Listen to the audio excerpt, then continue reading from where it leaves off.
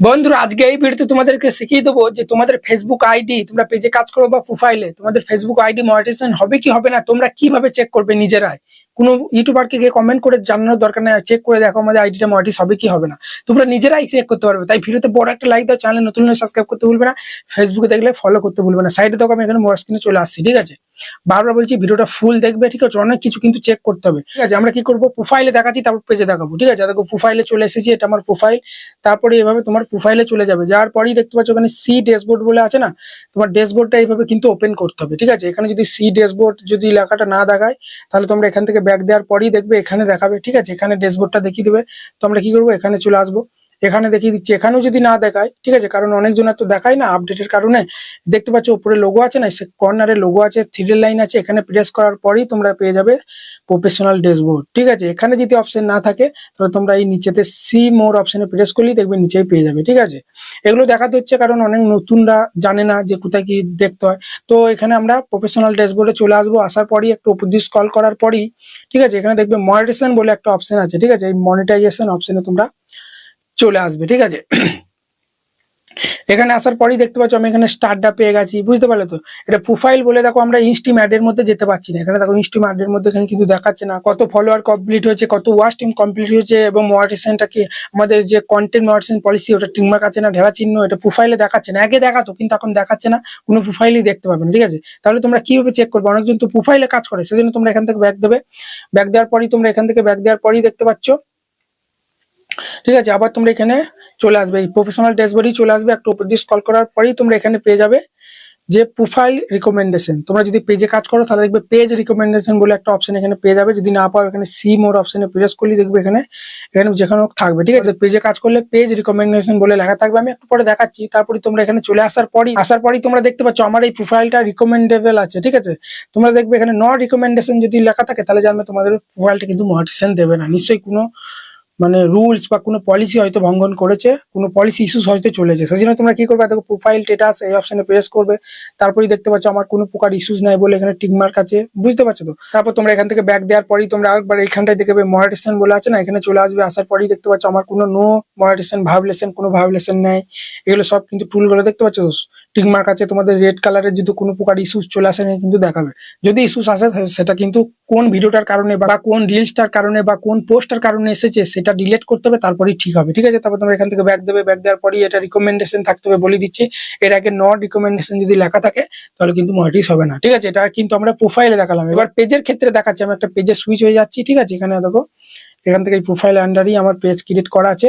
তোমরা এই পেজের মধ্যে চলে যাচ্ছে। একটা কথা মনে রাখবে, পেজ কিন্তু একটা প্রোফাইলের আন্ডারেই ক্রিয়েট থাকে। তোমার ধরো পেজটা রিকমেন্ডেশনে আছে কিন্তু প্রোফাইলটা নট রিকমেন্ডেশন আছে, তাহলে কিন্তু হবে না। মানে একটা প্রোফাইলের আন্ডারেই কিন্তু একটা পেজ ক্রিয়েট হয়। সেই জন্য সবসময় তোমার জন্য যারা পেজে কাজ করো, যে প্রোফাইল থেকে পেজটা ক্রিয়েট করেছো, সেই প্রোফাইলটাও যেন রিকমেন্ডেশনের মধ্যে থাকে। তো আমরা পেজে চলে যাবো এখানে, ঠিক আছে। পেজের ক্ষেত্রে একটা সেটিং তোমাদের আমি দেখাচ্ছি, দাঁড়াও। এখানে লোগোতে প্রেস করবো।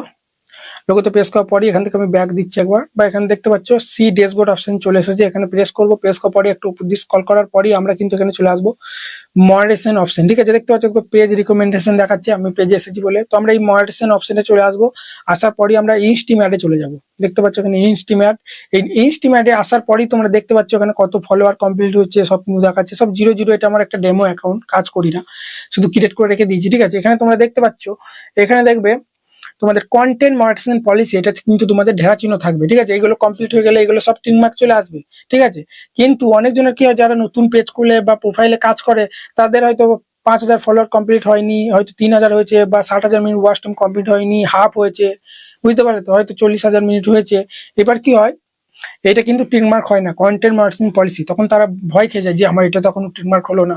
বন্ধুরা, এই রিলেটেড অনেক তোমরা ভিডিও পাবে ইউটিউব, যে কন্টেন্ট মার্কেটিং পলিসি কিভাবে তোমরা ঠিক করবে।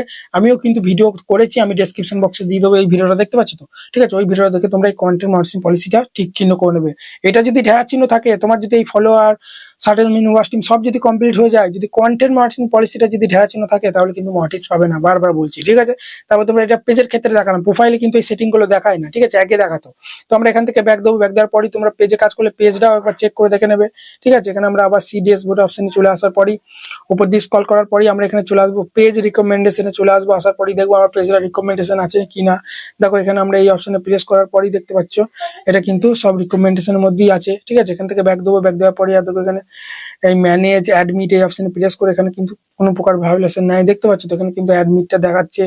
পেজ স্ট্যাটাস এই অপশনে আসার পরই তোমরা দেখতে পাচ্ছ কোনো প্রকার কিন্তু ভায়োলেশন নাই। ঠিক আছে, নো ভায়োলেশন। ঠিক আছে, বুঝতে পারছো? তাও তোমরা দেখো এইগুলো একবার চেক করে দেখে নেবে, মার্সেন গুলো এইগুলো সব কিন্তু ঠিকঠাকই আছে। ঠিক আছে, আবার দেখো ম্যানেজ অ্যাডমিট, এটা তো অ্যাডমিট দেখালো, এগুলো সব কিন্তু তোমরা দেখে নেবে। হ্যাঁ, বুঝতে পারলে বন্ধুরা?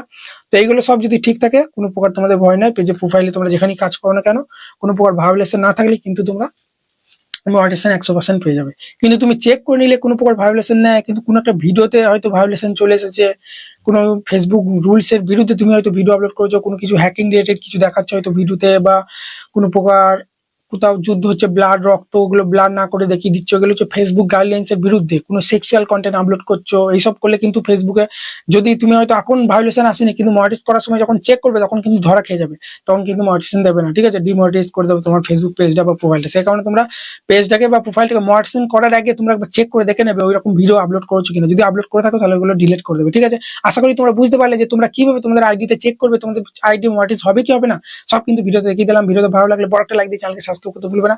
ফেসবুক দেখলে ফলো করতে যেন ভুলো না।